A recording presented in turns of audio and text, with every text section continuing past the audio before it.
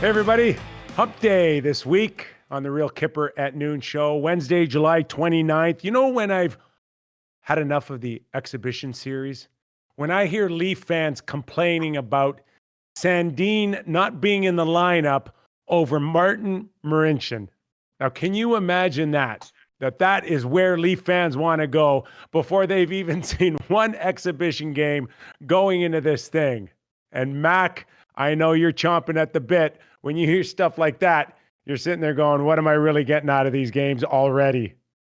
Well, you know what the interesting thing is? It's one game, one exhibition game. Most teams used to have 8. This is a difference. So is there some importance to it? Not really. The real action starts on Saturday. And when we look at the games, it still kind of pales in comparison to all the talk. Everybody that I've talked to that is inside the bubble are really blown away at the attention to detail here. Oh, yeah, exactly. It is unbelievable. And look, full marks to the NHL Players Association and the NHL for the job they've done putting this bubble together. I'm telling you, you look at what's going on in Major League Baseball right now, not sure. NBA's done a pretty good job. NFL, we're not sure, but what a fantastic job by the PA and the NHL in pulling this off. And look, we criticize Bettman and company every once in a while. We criticize Fear, or at least I criticize Fear. You don't. You kiss up to them. But other than that, you know what? Both of them have done a fantastic job, in my opinion. Still a player here, Mac. I don't care how many. I know. But you got to let it go once in a while and be objective. You know? I won't. And listen, we are talking about over 500-600 participants, whether it's player, trainers, management involved in the bubble. You're not going to please everybody here. I'm getting word out of one of the hotels in Toronto that's over 100 years old. The air conditioning stinks in this place. Hey, listen, and I'm being exactly. Is that the truth? But let me tell you something. We haven't even started games counting, and they're screaming they need fans because the air conditioning isn't pumping as well as it should. Now, we in Toronto here had one of the hottest days of the summer on record so far. Right. I can only imagine the players or the management screaming for more air conditioning. Listening. Hey, if you win the Stanley Cup, get used to it. They need fans in the building and fans in their rooms. But I'm also told that you're one of the few insiders that's got access to the bubble. Is that accurate? You and Jeff Rimmer, of course. Absolutely not. This thing is ironclad, okay? Nobody is getting in there. And I'll tell you who else isn't getting in there is the media. And they are pissed. Well, rumor has it, and it's a strong rumor that they've actually filed a grievance against the National Hockey League because they are not allowed in the bubble. And we talked the other day, NBA cost NBA teams or NBA media people had to pay $35,000 per person. In other words, their newspaper or their company had to pay $35,000, which would include private jet in, not going to let them go in commercial, food and hotel, $35,000 a player. Now, I know some newspapers in Canada and the United States aren't prepared to do that, but they're not happy. And you know what? I have to report by watching the games on TV. And that's not too tough, really. And we do tend to make fun of a few of them for bad hygiene, horrible wardrobe, bad haircuts, really bad haircuts. But I think they got a little bit of a point here because the NBA had a situation where I think they only selected maybe 10 outside media inside the bubble, and then they upped it to 20 because of the demand, while the NHL has really shut everybody out here. Right. In a perfect world, I do believe the National Hockey League and their head office, and maybe to a lesser extent, the Players Association, wouldn't mind the media being shut out all the time. I was not just in a pandemic. Hey, listen, when the coach finishes his game every night, when the general manager, when the players, it's a nice break for them. I'll tell you who else would be excited. Gary Bettman, the only guy he would like to have in there that he could converse with would be Larry Brooks. Bettman would like to have in there with him, wouldn't he? Well, they have their own essential media division, Mac, in the NHL.com, and they have full access inside the bubble. And I think that really, really upsets a lot of people in the media here. My understanding is there are a few selected people, maybe one per company. So I know it's Sportsnet. They've got a .ca, TSN, the same thing. Maybe one person would have access inside the building, but I'm told that they'll have a separate access in. They will not be allowed on the main level. They certainly have no access to the players. You can't talk to them. You can't interview them. Essentially, I think what the league wants to send the message to each and every one of them is you're really better off covering it on your couch than you would be here. But let's not kid ourselves. It's all about safety, and they've locked it down tight. So why bend when they've got what, look, nobody knows if this is going to be perfect. Bettman had a conversation with the broadcasters, the National Hockey League, earlier, and what he said to them, there's no back padding yet. We've got a long way to go to make sure this works. They're still a little bit nervous, but they're not slapping each other in the back saying, great job, till they get through this, because it's a long road. So applaud them for being very efficient and being very airtight with this bubble. What's that catchphrase from the soap opera Days of Our Lives? Sands through an hourglass. So are the days in Arizona. You know where I'm going with this soap opera? I think so.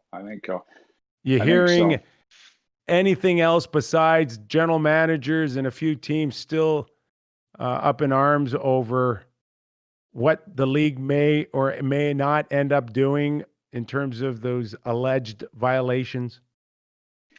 Well, look, it's going to be real interesting. I mean, the violations are out there, and people are not happy about the access to the prospects. So that's one thing.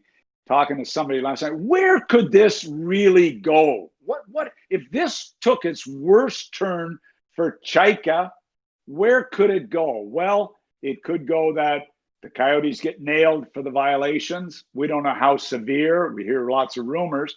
What happens to the team or the people who talk to Chyka? Is there any chance there could be tampering charges? Well, if they ask for permission, obviously that would be out. But is it possible that he could be without his contract with Coyotes? Is it possible there could be tampering charges filed against another organization? Who knows where this could turn? But it'll be interesting as it unfolds. But isn't it going to be exciting to be talking about games instead of this? Well, this is the biggest week of the National Hockey League, and we're talking about Chyka? And it's easier for you to say that we should be talking about the exhibition games or even getting ready for Saturday night. But that's not the case. And until there's a little bit of closure here, the soap opera will continue.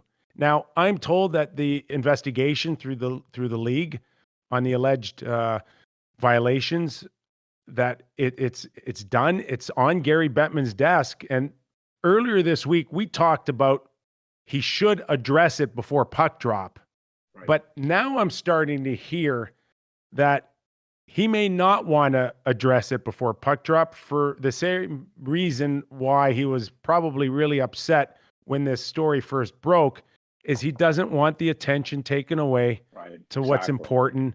And we know that if he was to come down hard prior to puck drop, that this thing has another chance for a solid 2 weeks to carry on as a major storyline. I'm not sure he wants to address it now going into August 1st.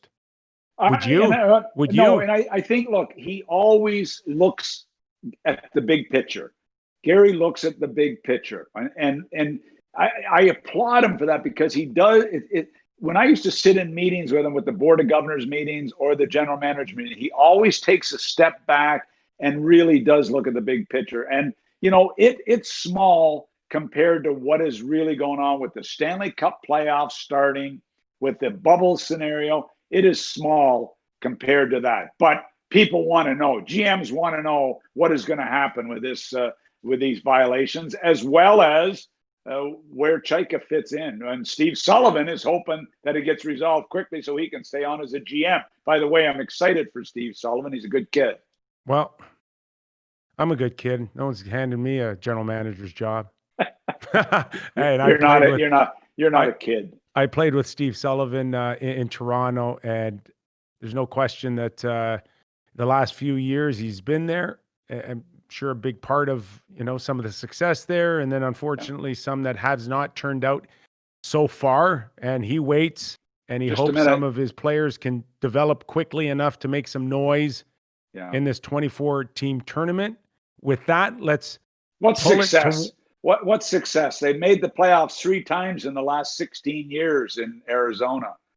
And if they beat Nashville, that's not a huge success. Oh, that's a big one. And we'll give Steve full credit for that. Okay, so let's carry this talk of Arizona and even Chyka right into our first matchup today that we're going to tee up, and that's the Nashville Predators versus the Arizona Coyotes. And we like Arizona, but we don't love them. Is that a good start here? I love Arizona. I'm not that fond of the Coyotes. So you like to golf there and visit there. Exactly. But anyway, look, it's really interesting. Let's take a look at the goaltending first. And you say, okay, Kuemper was real good. Him and Ratna were exceptional for the Coyotes last year. This is a team that has trouble scoring. This is a team at times have trouble defending, although Tocchet has helped in that area. But Kuemper and Ratna have been exceptional in goal for these guys. Who starts? This is going to be real interesting when you look at who gets to start. Both of them had exceptionally good numbers. .928 save percentage for Kuemper last year. .921 save percentage for Ratna. So, both of them have been real good. One played 29 games in Kuemper. The other played 33 games. So it's a toss-up. I've got to believe Kuemper gets the start. So I think Arizona's goaltending today is in great shape.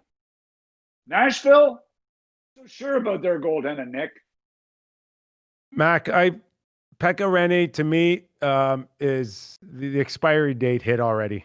Oh, well, Saros is a guy.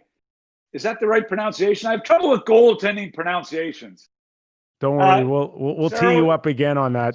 Saros is look. He came in last year and stole the job. 40 games he played, 36 for Pekka Rinne. But not only did Pekka Rinne not look good last year, but what about the way he's looked recently in the playoffs? So I gotta believe that the kid Saros gets the start, and Pekka Rinne is the backup. If that's the case, what happens with this situation?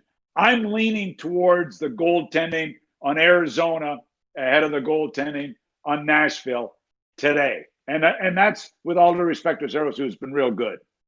If we move up to the blue line, Mac, we've got to give it to Nashville here. Josi's up for a Norris, one of the better defensemen in the National Hockey League. That's a given.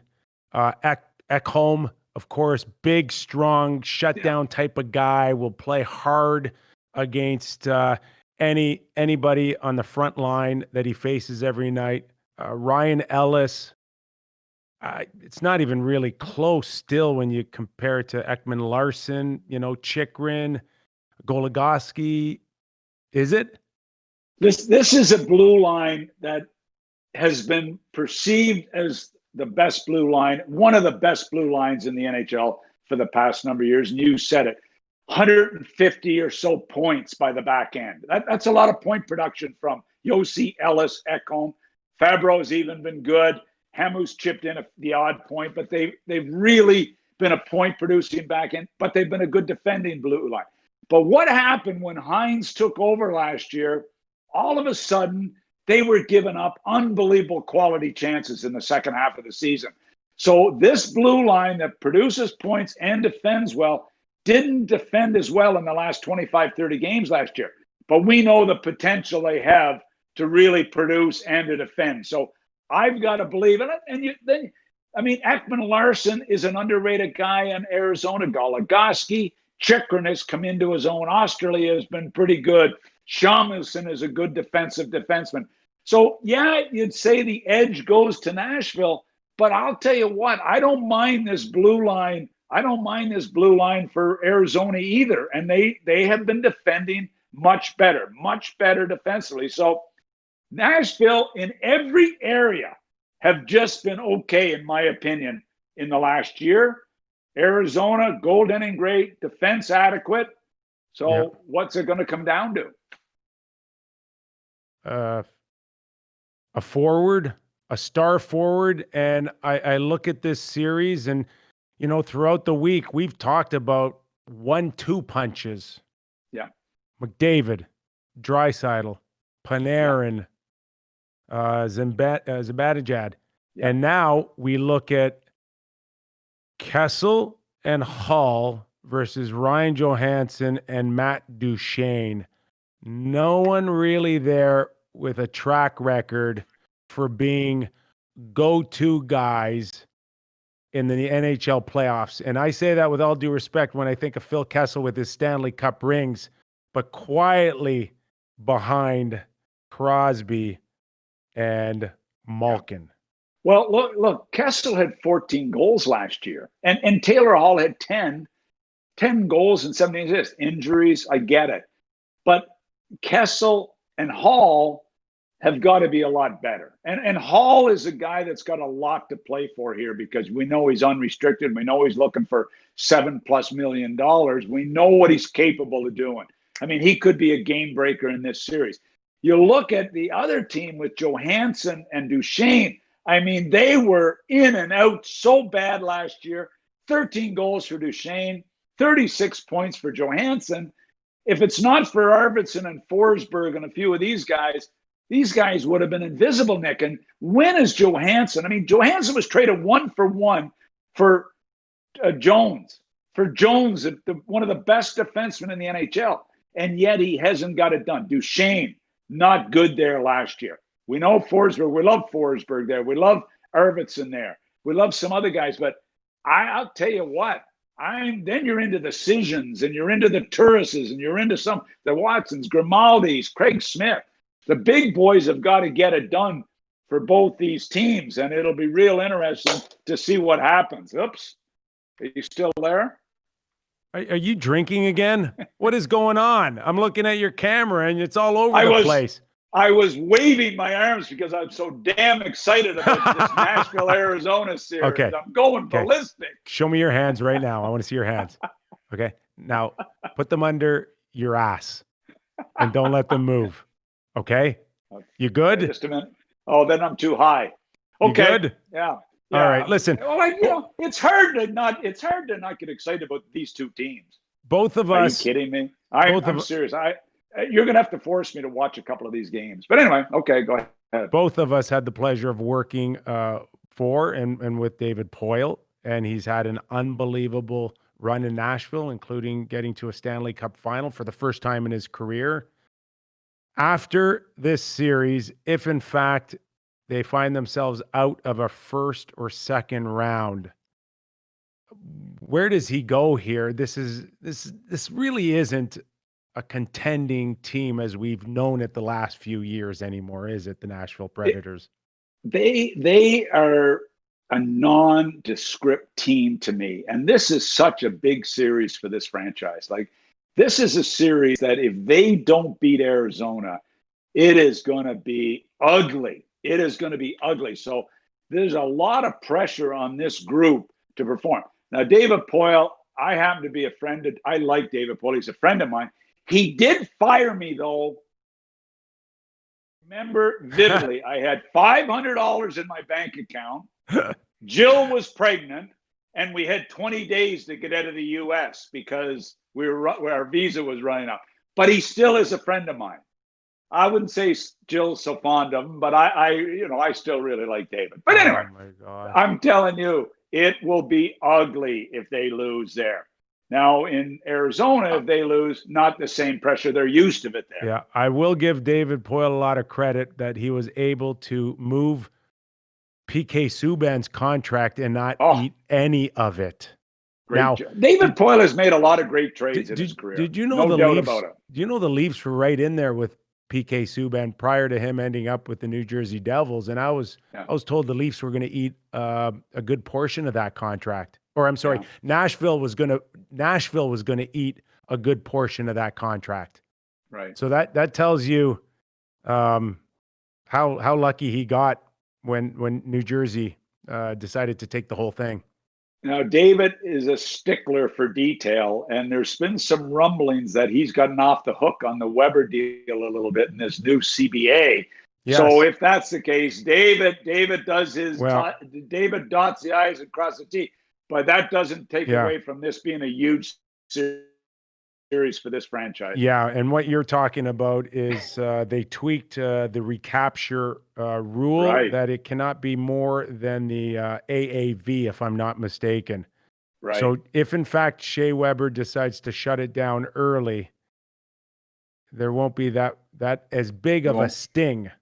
It won't crush them. It won't crush the Predators. Now, so anyway, look, this is a series that's going to be real interesting. I mean, it's a tough one to predict. Do you think now, with Chyka on his way out, he can really look at the Arizona Coyotes and say, yeah, I like my team in the next few years? Because I still look at it and, if in fact the New Jersey Devils want to promote him into this role that he can oversee all their sports franchises and have the presidents report to him or whatever it is, I say good for you. Good for you for selling them, on your philosophies, on your beliefs, because I don't see a team that's on the verge of winning anytime soon here. And they made a big commitment to Hull, and I don't believe for 1 second that deal will get done. And if it does get done, if it doesn't get done, what happened? Well, for what really, they gave up. Is it Steve Sullivan there? There's lots of talk about Peter Chiarelli's name, and I don't doubt it for 1 second that Peter Chiarelli would love that job. But I can tell you, going into this week, I had heard that the ownership group wasn't that interested in talking to Peter Chiarelli as of now. So, but, can you imagine if Peter Chiarelli comes in and trying to sign Taylor Hall? How awkward would that be? Well, not only awkward there, but let's not forget that Chyka did the Hall deal with the New Jersey Devils, which we know the owners would be heavily involved in that decision. So maybe that was a little of the cultivating of a relationship when that trade was transpired in the first place between Ray Shero and John Chyka. So, I love starting rumors, but as they say on the island, I'm telling you what I'm not saying it's the truth. I'm just telling you what I heard. But listen, this is a team that has missed the playoffs 13 of the last 16 years. He hasn't been there. But you look at the names, you go, Schmatz, Kessel, Keller, Garland, Dvorak, Fisher, Krause, Stepan. We see the Mac as good players. Yeah. But do we see any of them being a top franchise player? Do they have one player in the organization that you can say it will be a bona fide franchise type of player? I don't necessarily see one. They think Keller has a chance to be a top scorer. A star, though, a power star. They don't have that type of guy. And even on the back end with Ekman Larsson, who has been portrayed to be a star, hasn't found it yet. He's very good, but he's not a superstar in my mind. So, you know what? I just don't see it. Demers, Osterley, Shamlison, there's a bunch of average guys. So with that said, why are they competing better, both defensively? They have a tough time scoring goals, but defensively they've been better. And I'm giving full marks to Rick Tocchet for the he job keeps he's him done on a since short he came string. in. He does time. keep him on a short string, though. Yep. He's good. And Yep. Keller, we look at him as one of the best talents, young talents, but is he going to be Pat Kane, or is he going to be, Skinner? Closer to Skinner than Pat Kane, I'll tell you that. Yeah. Well, but he's still a good player. But Keller is a good player. I like him a lot. Okay, so who are you picking? So is it all about the distraction going into this series, and that's why we are picking Nashville, or is it because Arizona just can't beat Nashville? Just let me give you a little tip. The players could give a rat's ass about John Chyka. So it is not affecting the players one little bit. Okay, so they're not distracted. They're not distracted. But I'll tell you what, it's not a bad excuse if they go out in 3 or 4 games to turn around and say, you expect me to play when you guys can't even keep your dirty laundry away from us. It's not a bad excuse for the players to look at the management upstairs and go, get your shit together, okay? Exactly. And then we'll start acting like pros on the ice when you guys can start acting like pros off the ice. So yeah, it's there, Mac. You can't deny it's not there. It's there as an excuse, but they could care less. Okay. So we'll see. I'll give you that. I mean, Nashville, like what happened? They made a coaching change partway through the year, brought Hines in, fired Laviolette. Where do they go here? So I've got to believe, I'm going to take Nashville because surely to God, they know that there's so much urgency with this franchise, with all the big moves they've made to win a series. So I'm picking Nashville, but I'm telling you something. I'm not feeling very good about it. Really? I'm not feeling very good about picking them. I'm not. I'm very confident with Nashville. How could you be? Josi, Ekholm, and Ryan Ellis. That's where my comfort comes. Yeah, and I go back to the last 30 games last year. They weren't very good as a whole decor, but the potential's there. So yeah, I'm going with Nashville. But I'm sort of holding my, what do you when I'm holding my your water. I'm scared I'm going to get sick thinking about it. Or piss yourself, one of the two. Exactly. Okay. All right. Let's get out of the desert. On Sportsnet we used to say pee ourselves. Okay. All right. We'll get you an adult diaper out of this. I need a beeper. What do you call them? Yeah, a beeper. Yeah. Not a beeper, a button, panic button. Let's leave the desert. Please. Okay? Let's leave the desert. Let's Can we leave Chyka there as well? I'm getting sick of talking about him. But I know it's going to be ongoing. Yeah, it is going to be ongoing. And we're going to need you to step it up on that too. Okay. Let's stay in the West. And let's go Vancouver and Minnesota. And this one really intrigues me because I like Vancouver more and more as I think about it. And I don't know if I'm going to label them my sleeper in all of this, but I really like the work that Travis Green has done. And they're going to face the Minnesota Wild. We know Minnesota. You just mentioned some coaching changes in Nashville. They also had one. They've had some real up and down, much like Nashville. We still consider them a decent team. They got some veterans, but really, when we think about Stanley Cups being presented, they're not even in the equation here. But I like Travis Green. I think if you made phone calls, Mac, you would find out quickly that probably Travis Green worked his guys pretty darn hard in the last week. He created a very tough week and a half, 2 weeks of training camp here. Travis Green really believes, and this is not BS, he really believes this team has a chance to win the Stanley Cup. That's how much he believes in this group. This is really going to be fun to watch. And I'll tell you why, number one reason why he believes that. Yes. is because Markstrom. Markstrom, who was injured, has had time to heal. Would they have made the playoffs with Markstrom being injured? All of a sudden now he's healed 100%, and he has been their MVP. They've got some good young kids on that team up front. I mean, we'll get into that, but Markstrom is the X factor with this hockey team. He has been that good, especially when you say Markstrom's name and then you say Dubnyk and Stalock. Dubnyk was awful. Stalock was average. What happened? But Markstrom was unbelievable. What happened to Devan Dubnyk? Because a few years ago, man, he could carry this team on his back, and he was a cornerstone goaltender. And now I'm starting to hear that the guys are a little bit more comfortable with Stalock than they would be with Dubnyk. And now that's a gutsy call for Dean Evason right now to not start Devan Dubnyk, number one, based on his contract, and number two, on his past history. But if you look at the numbers and you see a save percentage of .890 in 30 games by Dubnyk, like those are horrendous numbers, especially when you've got a defensive team in front of you like the Minnesota Wild.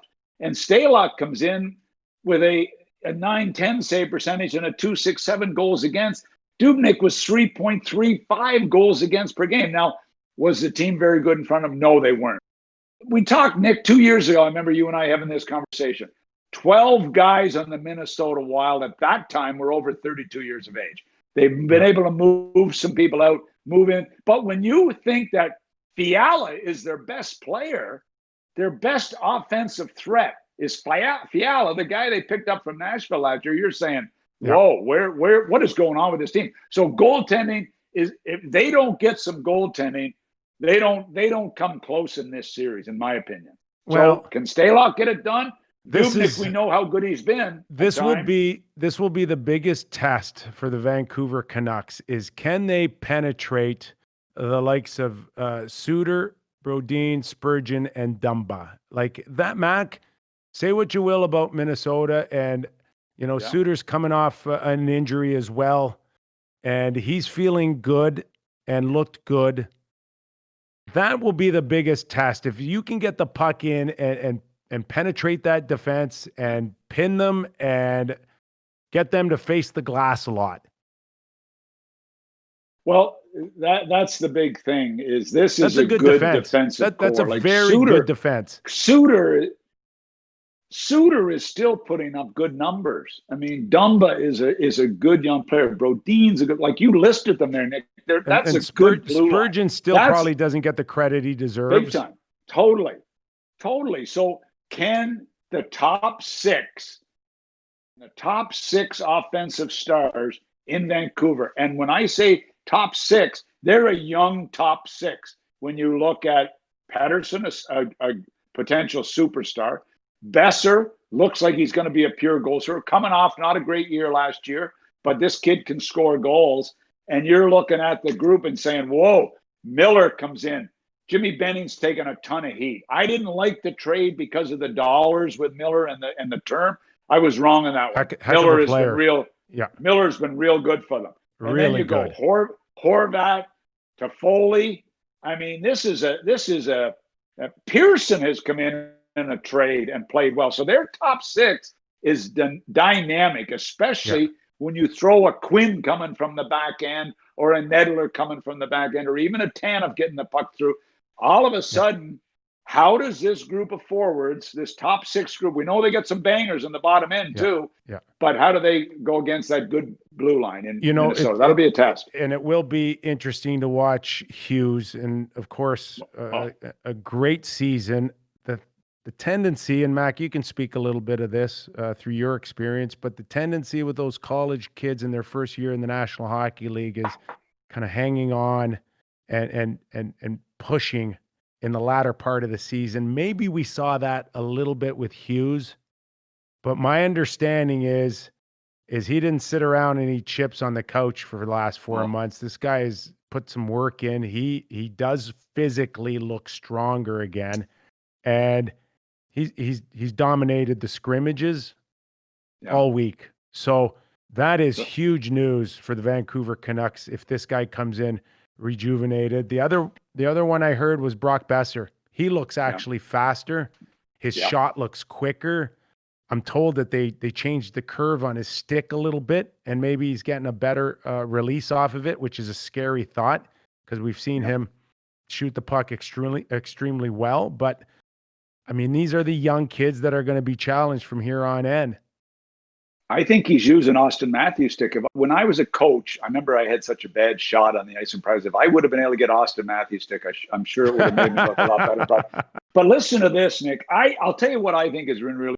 I talked about Edler Tanev for a long time in Vancouver, that if that's your number one pair, they can't be your number one pair because they're hurt 50% of the time, both of them. Yeah. But by splitting these two guys up, and you're putting Tanev with Quinn, with the way Quinn moves the puck, Tanev isn't taken anywhere near the punishment because the puck's out of his own zone so quick. And then you put Edler with Myers, and all of a sudden it seems to have helped both these veterans become even better players because of pairing them with Myers, a great acquisition from Winnipeg, and Quinn. You talked about Quinn. I like this group a lot. I mean, they get the puck out of their own end. Jardy Benz is a veteran that's there. Skepter's another young kid that's been a good plus for them. I don't know. Then you look a little below the top six, and you've got some grit. Ferland's practiced. McEwen's a big, tough kid who will fight anybody and score. He had 5 goals, shortened season. Goodette, Beagle, Mott, Virtanen, Sutter. They got a pretty good group there. So, look, Minnesota is a little bit like Nashville for me. This is really, really important. It's their last chance, maybe, as a group to do anything. But I love this Vancouver group. I do. Ferland has battled the concussion, but he's ready. He is ready, and I'm hearing stories of him telling players that I'm going to hit everything that moves. Yeah, I'm going to have 8 or 10 hits a night, and I'm going to hit to hurt.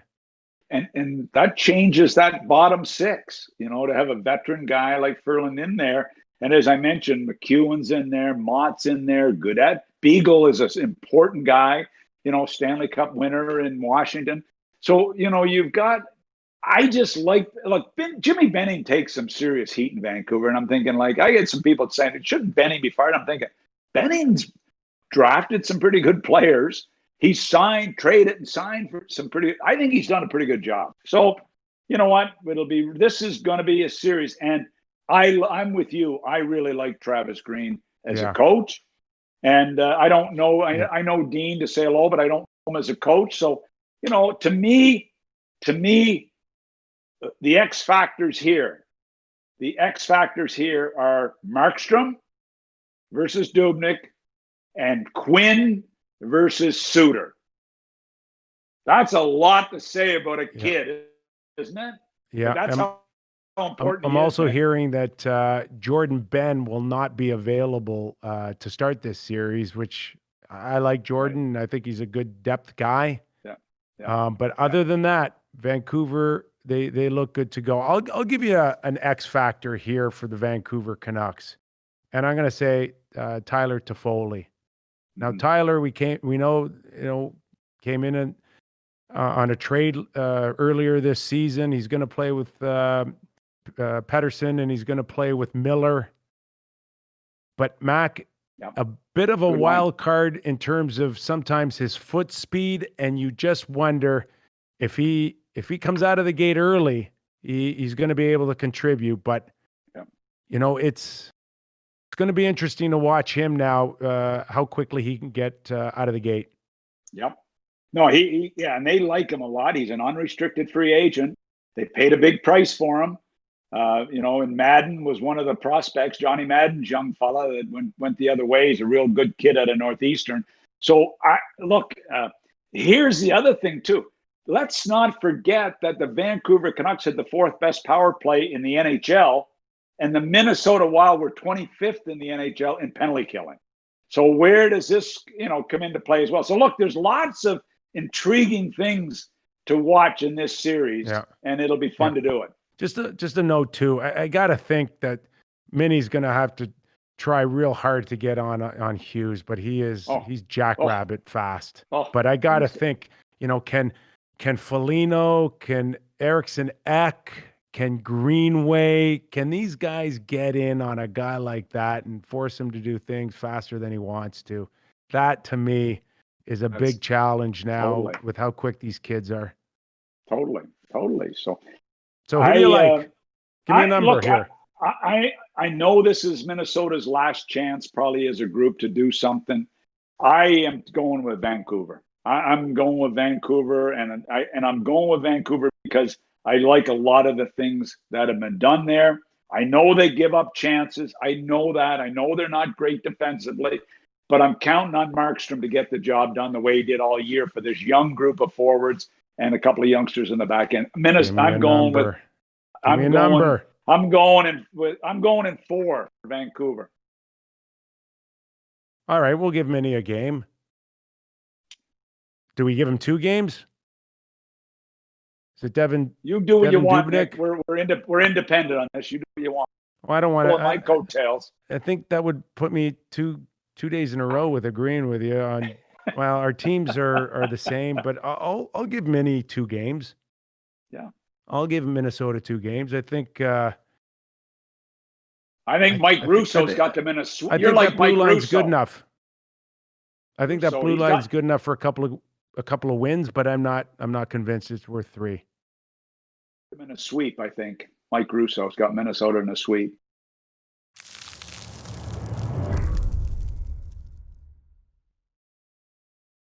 Hey, another stellar performance out of you today, and I'm not going to even bring up anything about your chances to stick around throughout the playoffs. I know it's getting old. Up until now, did I even mention anything about it?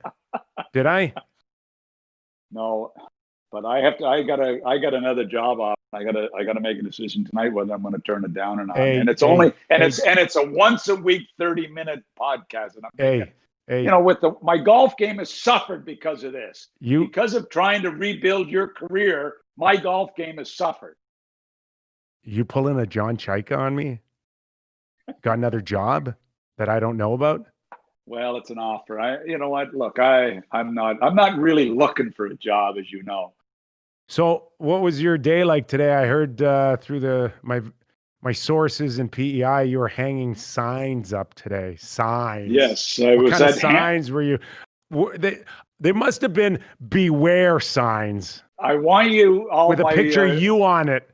All my listeners to check out HamptonsPEI.com. I know you're a Hamptons, New York guy, but I'm a HamptonsPEI.com. I was putting up lot signs, and I had to do a little bit of painting out there. So just getting a subdivision ready to go. So anyway, just doing some work, I got people sending me notes. How long before Doug Maclean starts pitching crap on your Real Kyper at Noon show? How long? I said, shh, quiet. Don't tell him. I think he's forgotten. Maybe he's gotten too old to pitch anything. Nick, I'm on a fixed income. I've got to do what I got to do. In fairness, as you move into the twilight years, fixed income becomes a factor, and it's tough at times. So you just got to keep working your way through it. You've got an amazing general manager's pension. Everybody talks about the baseball pension being phenomenal. The NHL has been really not great over the years, but we're trying to get the players to chip in more, the league more for the ex-players, but nobody talks about the general manager's pension. You guys are sitting on a pile right now. Yeah, but mine's older now, so it's not quite the same. But anyway, look, I'm just trying to pick away and get things done. That's all I'm trying to do. I'm not complaining. I'm quite content. There you have it. From the great Doug Maclean out of the home office in Summerside, PEI. Mac, thanks for joining us, and get ready. In 24 hours, we're right back at it again. And for all of you out there that's been watching Real Kyper at Noon, we hope you've loved it. Please subscribe to our YouTube channel. We're also would love it if you guys did a rating and review on Apple Podcast. That would be great. Send us your comments. We read them. If you loved watching today, click on another video that's available to you, and we'll see you tomorrow.